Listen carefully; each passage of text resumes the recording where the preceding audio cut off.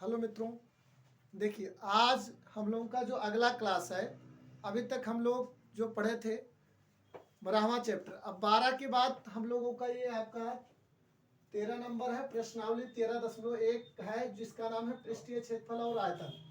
तो पृष्ठीय क्षेत्रफल और आयतन जो है 13 चैप्टर में हम लोग पढ़ेंगे, जिसका सवाल आपके सामने है। पहला क्वेश्चन है प्रश्नावली 13.1 का पहला क्वेश्चन आपका है पृष्ठीय क्षेत्रफल और आयतन का। पहला क्वेश्चन है कि दो घनों जिसमें से प्रत्येक का आयतन 64 सेंटीमीटर क्यूब है। कोई दो घन है, तो घन क्या होता भैया? घन जैसे कहा गया कि दो का घन, तो घन का मतलब हुआ जिसपे कितनी घातें हो भैया? 3 घातें हो। यहां हम लोग क्या कर लेते हैं कि इसका आपस में गुणा कर लेते हैं। अब जैसे 2 का घन कितना होगा? 2 दूनी 4 दूनी 8, तो इसका हमें 2 का घन निकल के आया कितना भैया? 8 निकल के आ गया। तो इसमें कहा है कि किसी दो घनों जिसमें से प्रत्येक का आयतन 64 सेंटीमीटर क्यूब है, संलग्न फलकों को मिलाकर एक ठोस बनाया जाता है, इससे प्राप्त घनाभ का पृष्ठीय क्षेत्रफल ज्ञात कीजिए। तो घन में 3 चीजें होती है भैया। जैसे आपका ये कमरा है, कमरा देखिए इसमें 3 चीजें हैं। एक तो आपका ये हो गया, एक आपका ये हो गया, और एक आपका। इसका मतलब ये हो गया कि अगर आप अपने सर के ऊपर छत देखेंगे तो इसमें 3 कोरे होती हैं।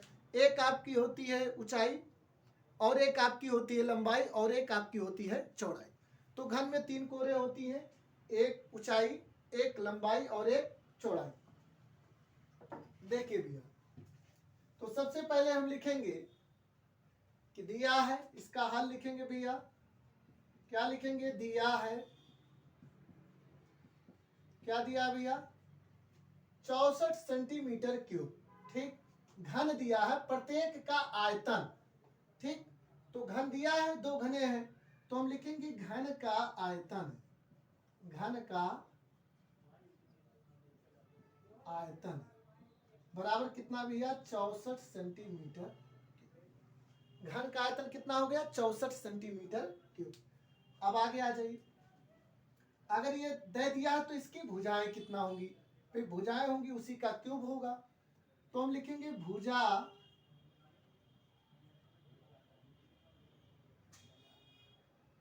का क्यूब। ठीक है, तो अब ये 64 कितने का क्यूब है ये हम देखेंगे। तो हम 64 को देखिए यहां बना लेते हैं, इसको हम 2 कर लिए। ये आ गया आपका कितना? 32 दूनी 64, ये 2 कर लिए। ये आ गया आपका 16, ये 2 कर लिया आपका। ये आपका आ गया 8, ये 2 कर लिए। ये आपका आ गया 4, फिर 2 कर लिए, आपका आ गया 2, और फिर 2 कर लिए, तो आ गया। ठीक है, तो अगर इसमें हम देखें तो 3-3 का जोड़ा बन रहा है। कितने कितने का भैया? 3-3 का। तो जिसमें 3-3 का जोड़ा बनता है तो वो हमारा क्या निकलेगा? घर निकलेगा। अगर 64 का घर निकालना है तो देखिए 1-2 आपका बाहर हो गया, और 1-2 और बाहर हो गया, तो 2 दूनी 4। तो ये कितने का घन है भैया? 4 का। अगर हम 4 का क्यूब करें, घन करें, तो हमें 64 प्राप्त होता है। क्या प्राप्त होता है? 64 प्राप्त होता है। तो आइए देखते हैं। तो यहां हम क्या लिखेंगे कि इसकी भुजाएं, तो इसकी भुजा क्या हो जाएगी भैया? भुजा बराबर कितना हो गई? 4। ठीक है, तो हम लिखेंगे घनाभ। घनाभ की प्रत्येक, घनाभ की जो प्रत्येक आपका ये है भुजा, इसमें से हमको जो प्राप्त होगा, संलग्न भुजाएं इनकी जो प्राप्त होंगी उसको हम लिखेंगे। तो हम लिखेंगे घनाभ की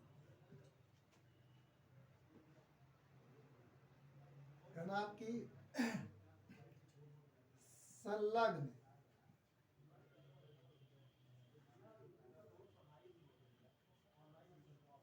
फलकों जो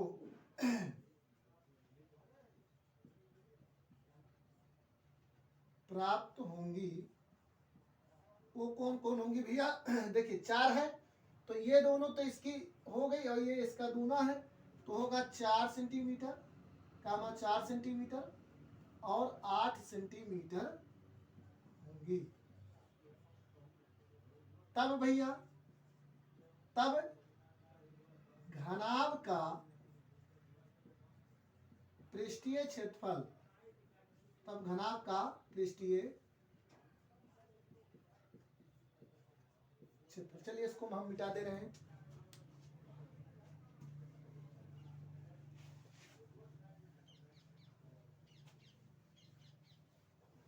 तब घनाभ का पृष्ठीय क्षेत्रफल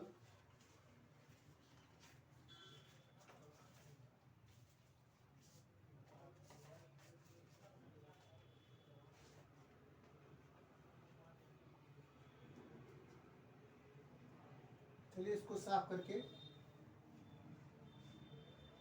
हम क्या लिखेंगे, इसको जब मिला के लिखेंगे, जब घनाभ की संलग्न फलकों को मिलाया जाता है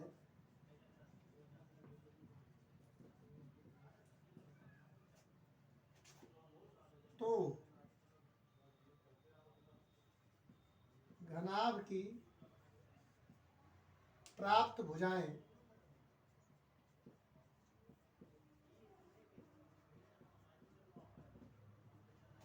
वही जो मैंने अभी लिखा था 4 सेंटीमीटर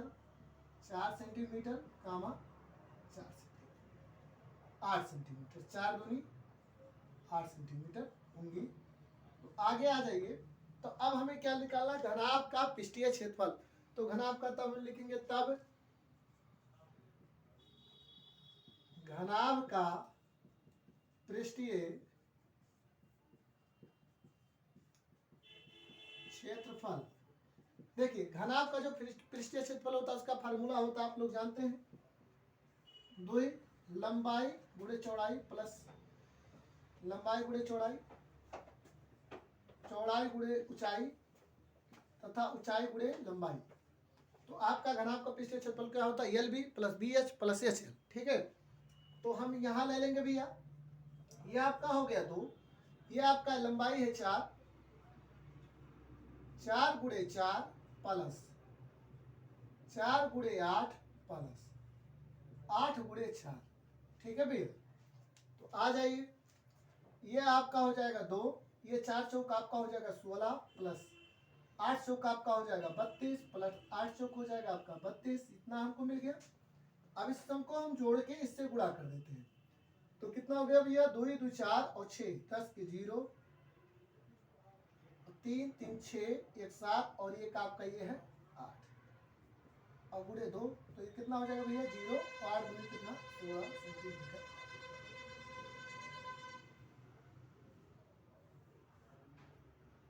तो हमें क्या निकालना था, घनाभ का पृष्ठीय क्षेत्रफल। तो यहाँ हम लिख लेंगे, अतः घनाभ का पृष्ठीय क्षेत्रफल 160 सेंटीमीटर क्यूब होगा। ठीक है, घनाभ का पृष्ठीय क्षेत्रफल क्या होगा, 160 सेंटीमीटर क्यूब होगा। फिर आइए एक बार देख लेते हैं कि दो घनों जिसमें से प्रत्येक का आयतन 64 सेंटीमीटर क्यूब है, संलग्न फलकों को मिलाकर एक ठोस बनाया जाता है, इससे प्राप्त घनाभ का पृष्ठीय क्षेत्रफल ज्ञात कीजिए। तो इसमें हमने एक बना लिया घनाभ। अब इस घनाभ में दिया है घन का आयतन बराबर 64 सेंटीमीटर क्यूब तथा भुजा कितने का घन है, मैंने यहाँ पर साइड में निकाल दिया था कि जो 64 है इसका हम घन निकाल लेंगे। मैंने एक बार निकाल दिया है, देख लीजिए।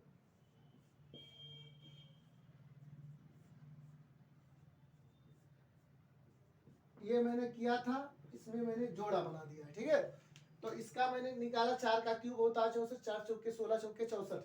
इसमें भुजा 4 प्राप्त हुई, एक भुजा हमको कितना प्राप्त हुई 4, और इसका दुगना ये होता है तो ये 8 हो गया। जब घनाभ की संलग्न फलकों को मिलाया जाता है तो घनाभ की प्राप्त भुजाएं 4 सेंटीमीटर और 8 सेंटीमीटर होंगी। तो घनाभ का पृष्ठीय क्षेत्रफल बराबर होता है 2LB कोष्टक में LB plus BH plus HL। ठीक है, तो इस फार्मूले से हम निकालेंगे।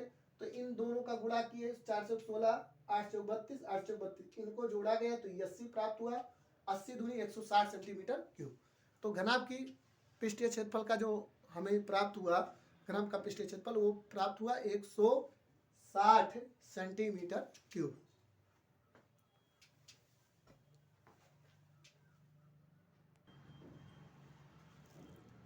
इसको आप लोग नोट कर लीजिए, तब तक हम दूसरा क्वेश्चन नोट कर रहे हैं।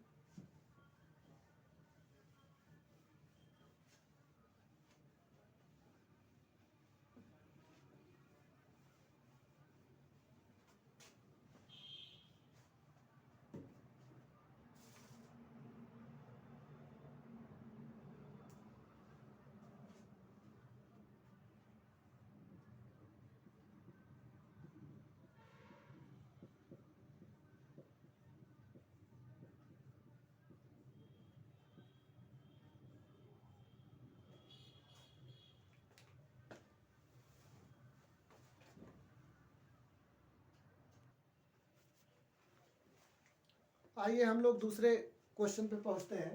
तो दूसरा क्वेश्चन अभी हम पहले लगाए हैं आप लोगों के सामने, तो जो आपका ये लगा हुआ था आप लोग नोट कर चुके हैं। तो आइए दूसरे क्वेश्चन पे हम लोग पहुंचते हैं। दूसरे क्वेश्चन हमारा क्या है कि कोई बर्तन एक खोखले अर्धगोले के आकार का है।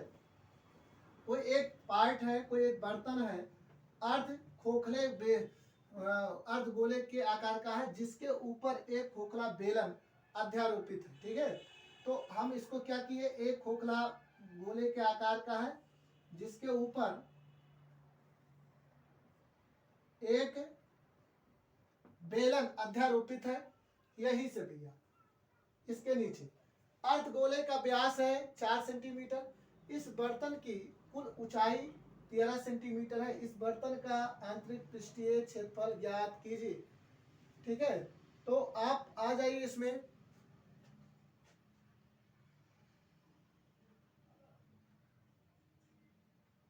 देखिए आपका ये जो दिया गया है, तो इसमें हम लोगों ने क्या पाया कि इसका जो है आपका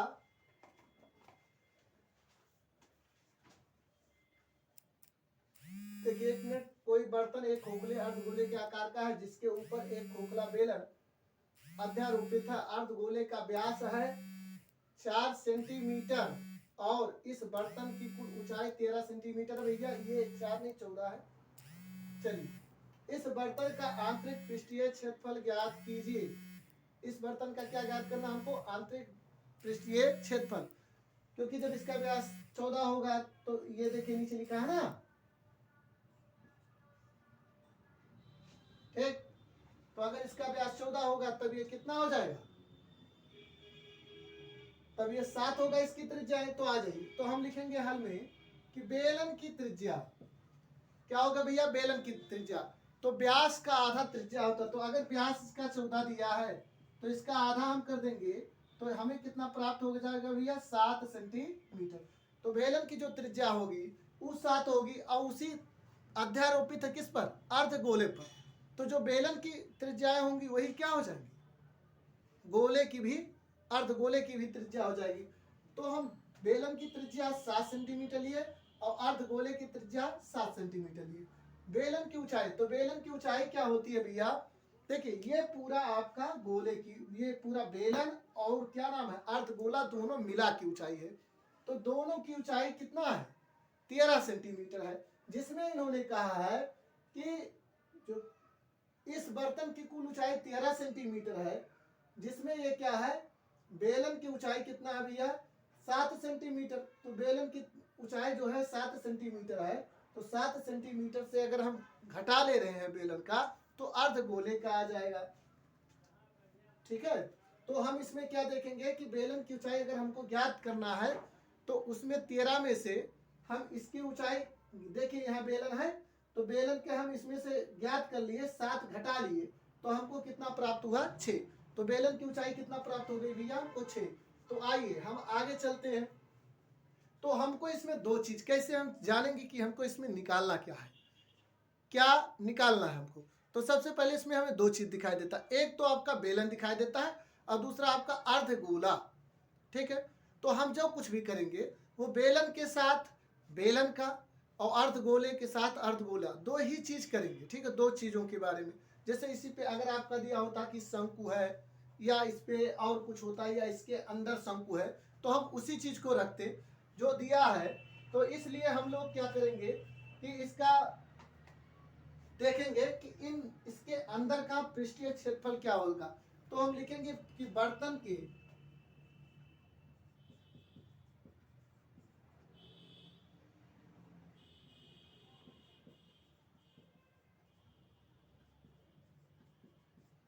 आंतरिक पृष्ठीय क्षेत्रफल, पृष्ठीय क्षेत्रफल, ध्यान दीजिए भैया। जैसे हमने अभी क्या बताया कि इसमें हमें क्या दिया है कि कोई एक अर्धगोला है जिसके ऊपर बेलन रखा हुआ है, और उस अर्धगोले का व्यास 14 है। तो अगर उसका व्यास 14 है तो उसकी त्रिज्या 7 होगी। तो बेलन उसके ऊपर रखा है तो उसकी भी त्रिज्या उतनी ही होगी, ठीक है, क्योंकि दोनों समान साइज के हैं। उसके बाद हो गई ऊंचाई। तो ये क्या नाम है आपका अर्धगोला है, अर्धगोला 7 सेंटीमीटर है उसकी ऊंचाई। तो 13 टोटल है, दोनों को मिला के तो 13 में से 7 को घटा देंगे तो हमें 6 सेंटीमीटर बेलन की ऊंचाई प्राप्त हो जाएगी। इतनी बात अभी तक हम लोगों ने किया है। अब हमको किसका क्षेत्रफल निकालना है, अर्धगोले का और प्लस उसके बेलन का। तो हम लिखेंगे बर्तन के अंदर का आंतरिक वक्र पृष्ठीय क्षेत्रफल। तो देखिए, तो अब हम लिखेंगे बर्तन का आंतरिक पृष्ठीय क्षेत्रफल। चलिए, आंतरिक माने अंदर का। तो अब हम लिखेंगे, देखिए किसका, बेलन का cs से और प्लस अर्धगोले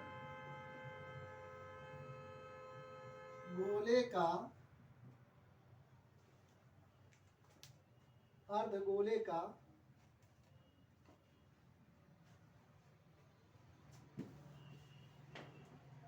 cs से। तो बेलन का क्या होता है भैया, 2 पाई RH प्लस अर्धगोले का क्या होता है 2 पाई R क्यूब होता है भैया, क्या होता है आप लोग बताइए, 2 पाई R स्क्वायर होता है। तो चलिए 2 पाई RH प्लस 2 पाई R स्क्वायर। तो चलिए अब इसी को हम लोग यहाँ रख देंगे भैया। देखिए यहाँ तक हमें भी बर्तन का आंतरिक पृष्ठीय क्षेत्रफल। अब ये बेलन का cs से है, तो बेलन की जगह पे बेलन की त्रिज्या, ठीक है, और ऊंचाई, बेलन की ऊंचाई। तो हम लिखेंगे 2 गुणे 22/7 गुणे R का मान जो है भैया, इसकी त्रिज्या बेलन की त्रिज्या है 7 और गुणे ऊंचाई, बेलन की ऊंचाई कितना भैया 6 प्लस 2 गुणे इसका हो जाएगा 22/7 और गुणे R स्क्वायर। तो R यहाँ कितना मिला है 7 मिला है, 7 का स्क्वायर 7 गुणे 7 हो जाएगा। अब आ जाइए, इससे ये कट गया आपका और इससे आपका ये कट गया, ठीक है। अब यहाँ हमें मिल गया 22 दूनी आपका हो गया 44 और गुणे आपका हो गया 6 प्लस 22 दूनी आपका हो गया 44 और गुणे आपका हो गया 7। तो ध्यान से भैया देखिए कि 22 गुणे 44, यहाँ हमने क्या पाया है 22 गुणे 44, 22 गुणे 2 मतलब 44 प्राप्त हुआ और गुणे 6 और प्लस 44 गुणे 7। देखिए दोनों जगह 44 है, तो हम इसको एक बार ले लेंगे कॉमन। क्या ले लेंगे भैया, कॉमन। 6 प्लस क्या हुआ 7, ठीक, दोनों हमको प्राप्त हुआ। अब हम यहाँ 44 गुणे कितना भैया 7 6 कितना हो जाएगा आपका 13, इससे इसमें क्या कर देंगे गुणा कर देंगे।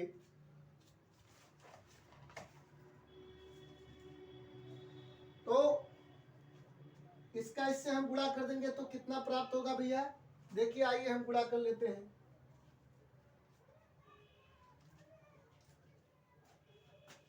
कहाँ कर दें, यहाँ देखिए 44 गुणे 13, 4 तिया 12, 4 तिया 12, 1 13, 1 चौके 4, 1 चौके 4, तो 2 हो गया, 4 3 7 हो गया, 4 1 5, 572 कितना आ गया बाबू 572 सेंटीमीटर स्क्वायर।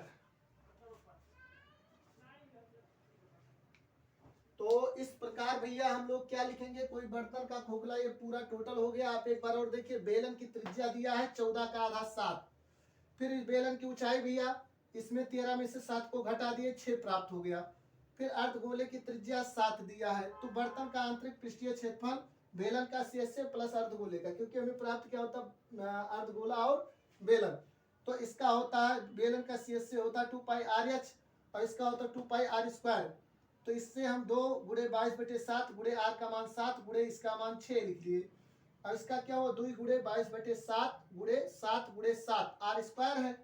इससे इसको काट दिए तो 22 दूनी 44 गुणे 6 प्लस ये 44 और गुणे 7। इससे ये देखिए, ये 44 है दोनों जगह, तो ये कॉमन ले लिए तो 6 + 7 7 6 13, 13 का गुणा किए तो इतना प्राप्त हुआ। तो हम लिखेंगे अतः बर्तन का आंतरिक पृष्ठीय क्षेत्रफल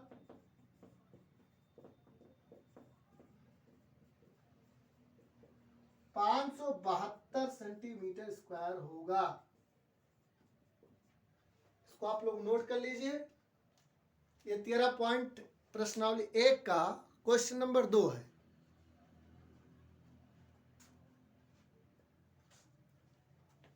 इसी प्रकार देखिए, आप ठंडक है, मौसम आपका, बोर्ड परीक्षा तो आ गया है, डेट 16 फरवरी को आप लोगों को इसके पहले वाली वीडियो में बताया गया है। तो सभी बच्चों से यही रिक्वेस्ट है कि आप लोग जितना मेहनत करेंगे, जितना ज़्यादा अच्छा स्कोप करेंगे, उतना ही आपके लिए बेहतर रहेगा। देखिए, आपको तो जागना ही पड़ेगा, अगर तोड़ना है तो दौड़ना है, ठीक है।